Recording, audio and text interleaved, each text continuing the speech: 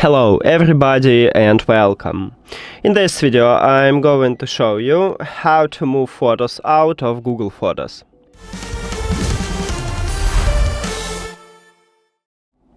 And let's get started with the phone. So if you want to move it using your phone, let's open Google Photos. Firstly, we can save this photo on your phone. You need to open it, then three dots.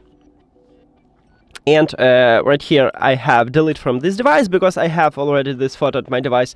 But if you haven't it, you will have download, and you can click on it and it will save on your phone. Then we can share photos, so you can select multiply photos, or you can just open some photo and then click share.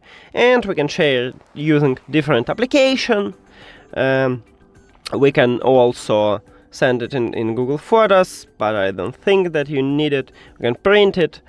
And yeah. And now let's move to the PC. And on PC we can also share photo like on a mobile phone. We can use different application. We can create a link and send the link. But also we can use Google Takeout service. And with a Google Takeout service you can save all your photos, or some of them. So we need to deselect all because we need to only save it from Google Photos, not from another Google services. And then you need to find Google Photos, select it. And right here, if you want to save all of them, it will save on archive. You don't need to change nothing, just click OK and then scroll down.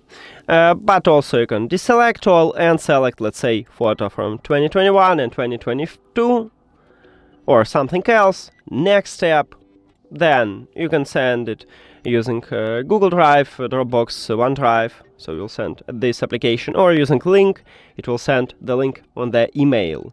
You need to, it's up to you, but I usually select export once. File type, zip, excellent for me. And file size, if you have a lot of photos, let's say 100 gigabytes, it will send a lot of links, 2 GB each, so I recommend it to select maybe 10 or 50 gigabytes.